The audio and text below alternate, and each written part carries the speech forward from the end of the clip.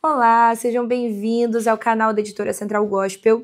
Nós seguimos estudando nesse trimestre a revista O Homem, o Pecado e a Salvação, comentada pelo pastor Gilmar Chaves. Se você ainda não adquiriu as suas revistas, seja de professor ou de aluno, e o livro de apoio, eu te encorajo a entrar lá no site da editora e fazer essa aquisição. Esse material está aqui, inclusive, comigo, me acompanhando durante essas aulas. É um material muito rico que certamente vai ter muito para abençoar a sua vida, as suas aulas, a sua igreja. Então, não perde a oportunidade de adquirir. Nessa semana, nós seguimos ali nessa sequência de estudos sobre o que aconteceu no jardim, o que aconteceu na origem da humanidade, sobre o que levou o homem à queda, quais foram as implicações da queda, e hoje, na lição de número 6, nós vamos falar sobre a queda, a desobediência fatídica de Adão. Dá uma olhadinha no texto áureo, o texto principal dessa lição. Pois assim como por uma só ofensa veio o juízo sobre todos os homens para condenação, assim também por um só ato de justiça veio a graça sobre todos os homens para justificação de vida. Romanos 5,18. Há um paralelo entre o que Adão viveu no jardim, entre a sua desobediência e consequente juízo, e o que acontece com Jesus quando Jesus vem a essa terra, obedece ao Pai, entrega-se por amor a nós e nos resgata por toda a eternidade. O que a gente precisa entender antes de qualquer coisa, sempre que nós formos falar sobre a queda? Existem correntes que defendem que toda essa narrativa do Éden não é literal, que toda essa narrativa do Éden é apenas uma alegoria. Existem também as teorias, que vão defender que algumas partes da narrativa são reais e outras são simbólicas, como a serpente e o fruto. O autor até vai dizer no livro de apoio, e eu faço questão de ler, para você ter uma ideia do material que nós temos, ele diz assim: há os que não negam o caráter histórico da narrativa de Gênesis, mas defendem que certos elementos devam ser compreendidos de forma simbólica, representando a cobiça, o desejo sexual, o raciocínio pecaminoso. Mas ele continua: no entanto, todas essas interpretações e outras semelhantes são insustentáveis à luz das Escrituras.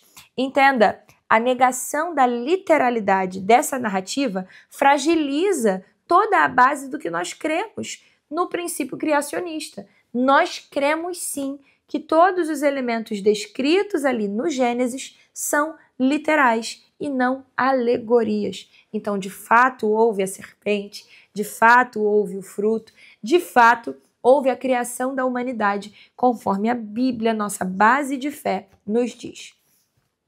Mas como acontece esse processo da desobediência e quais são as consequências dele?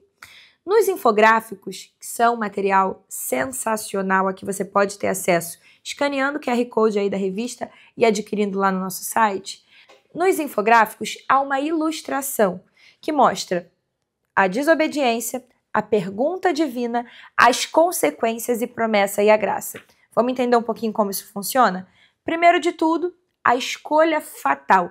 Adão e Eva tinham a liberdade de escolher obedecer, mas escolheram pela desobediência. Então foi uma decisão humana tomada com base no livre-arbítrio, ok? Sobre isso todos nós estamos de acordo. Logo depois vem uma pergunta divina, que é uma pergunta que realmente ela mostra muito sobre quem Deus é e sobre o seu caráter a respeito de nós. Ela está lá em Gênesis 3:9. E chamou o Senhor Deus ao homem e lhe perguntou: onde estás? Presta atenção no valor que essa pergunta tem para nós. O homem já havia pecado. O homem já havia desobedecido e Deus sabia disso. Deus é onisciente. Ainda assim, no mesmo horário, o Senhor Deus aparece para visitar o jardim, como ele fazia todos os outros dias em que o homem não havia pecado. A nossa tendência natural como seres humanos é pensar que logo após o pecado, o ímpeto de Deus seria se distanciar da humanidade, seria não aparecer no jardim, seria se distanciar da sua criatura. Mas a resposta de Deus ao pecado humano é que no mesmo horário, no mesmo momento, como era padrão, ele aparece e pergunta: onde estás, Adão? Isso ensina algo a nós. Isso ensina que quando pecamos, quando erramos, a nossa tendência natural vai ser desejar se distanciar de Deus, se esconder de Deus. A culpa nos diz que nós não temos direito mais à comunhão. E assim como Adão e Eva, que se esconderam, se ocultaram, nossa tendência vai ser nos esconder também.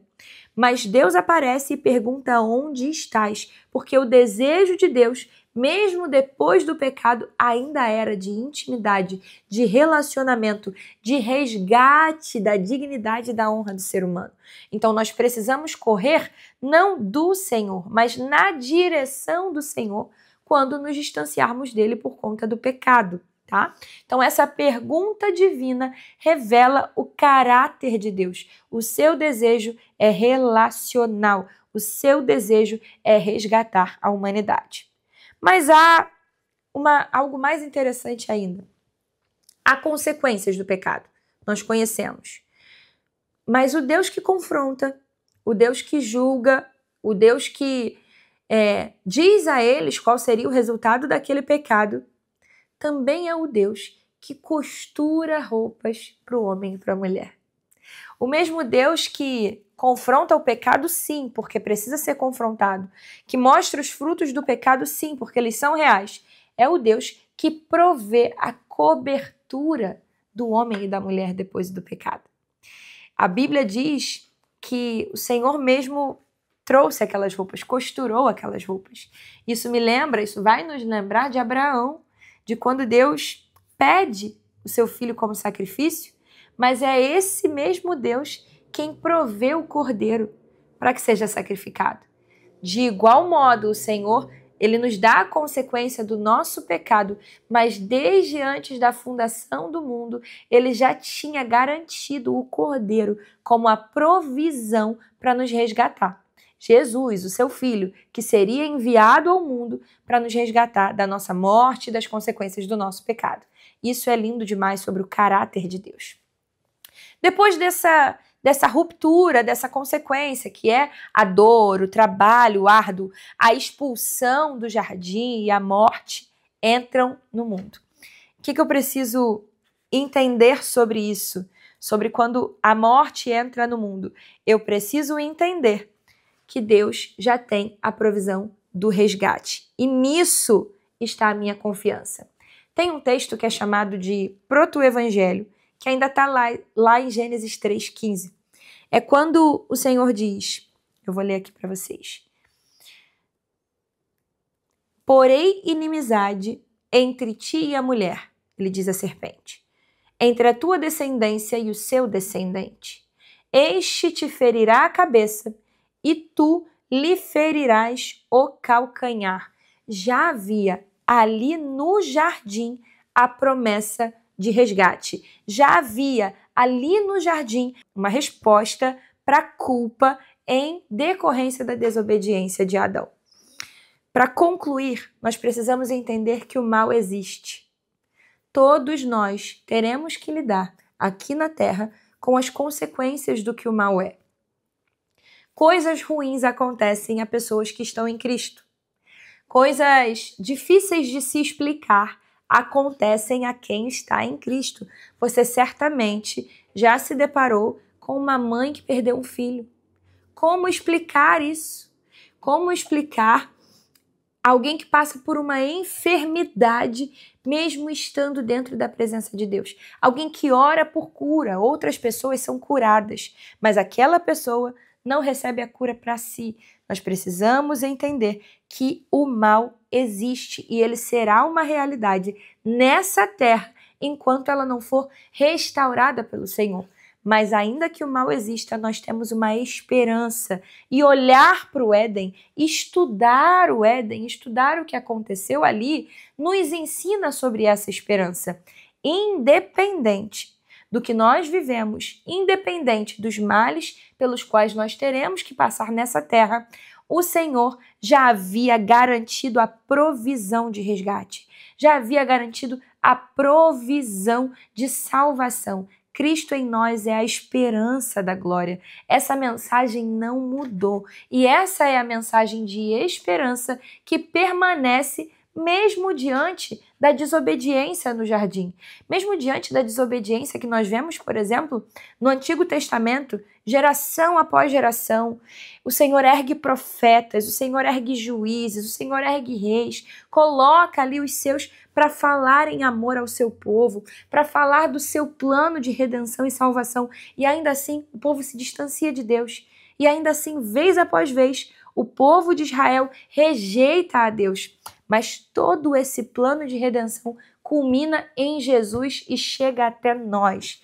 Nós fomos alcançados pela graça, e por causa dessa graça, nós podemos confiar que o final dessa história em Cristo é uma história de salvação, é uma história para a glória de Deus. Que Deus abençoe a sua vida. Não deixe de adquirir esse material. Não se esqueça, o pastor Gilmar Chaves é um pastor que tem um grande currículo, é um pastor que tem muito a nos acrescentar. E aqui nessa aula nós temos poucos minutos para falar de coisas que ele desenvolve com muita graça e muita habilidade, tanto na revista como no livro de apoio. Deus abençoe sua vida, Deus abençoe suas aulas e até a próxima lição.